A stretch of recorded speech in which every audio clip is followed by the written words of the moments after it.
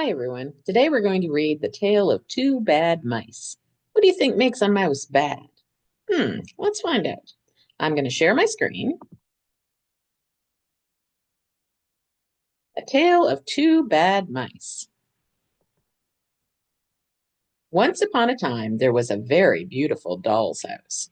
It was red brick with white windows. It had real muslin curtains and a front door and a chimney.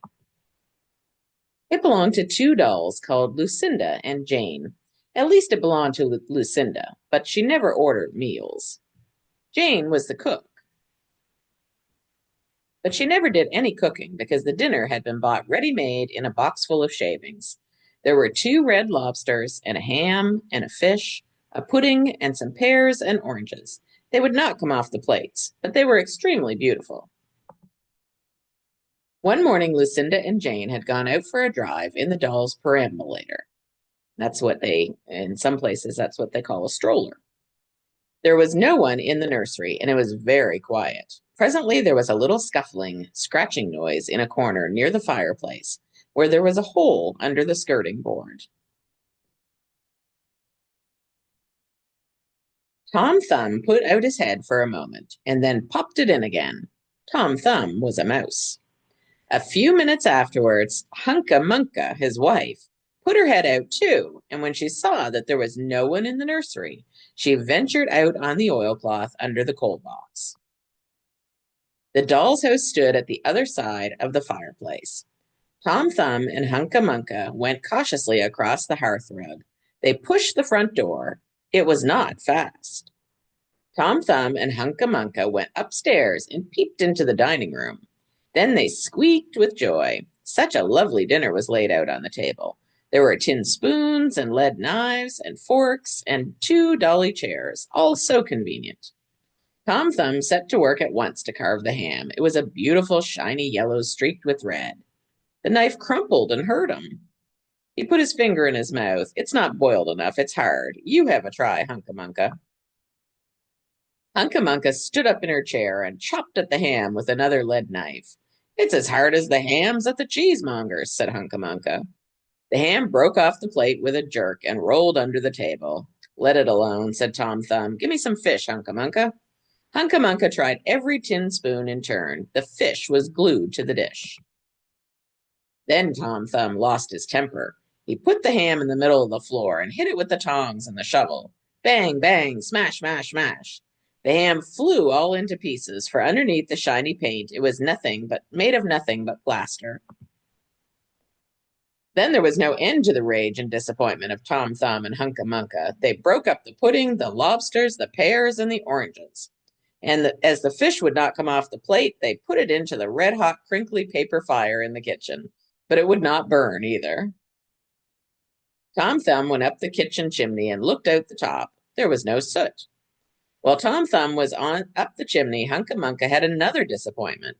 She found some tiny canisters upon the dresser labeled rice, coffee, sago, but when she turned them upside down, there was nothing inside except red and blue beads.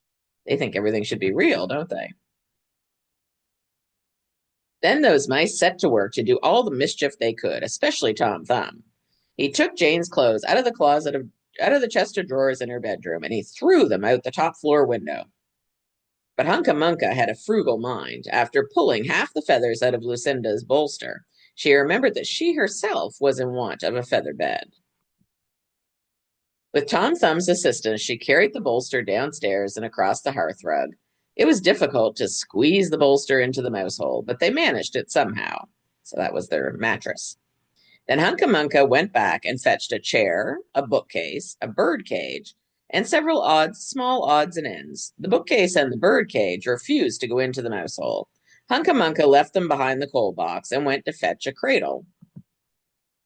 Hunca Munca was just returning with another chair when suddenly there was a noise of talking outside upon the landing. The mice rushed back to their hole, and the dolls came into the nursery. What a sight met the eyes of Jane and Lucinda! Lucinda sat upon the upset kitchen stove and stared, and Jane leaned against the kitchen dresser and smiled, but neither of them made any remark. The bookcase and the birdcage were rescued from under the coal box, but Hunca Munca had got the cradle and some of Lucinda's clothes. She had some useful pots and pans and several other things. The little girl that the doll's house belonged to said, I will get a doll dressed like a policeman. But the nurse said, I will set a mousetrap. So that was the end of this. So that is the story of the two bad mice. But they were not so very naughty after all, because Tom Thumb paid for everything he broke. He found a crooked sixpence under the hearth rug, and upon Christmas Eve, he and Hunca Munca stuffed it into one of the stockings of Jane and Lucinda. And very early every morning, before anyone is awake, Hunca Munca comes with her dustpan and her broom to sweep the Dolly's house. Well, that was nice of them. They turned out not to be too bad, right? I mean, at least they, swept up after and they paid for everything they broke. But I think they were very surprised mice, weren't they? Yeah, they thought everything in there was real food, real everything. And it wasn't, was it? No, dollhouses are just full of pretend things. All right. I hope you liked our story today, friends. Talk to you soon. Bye bye.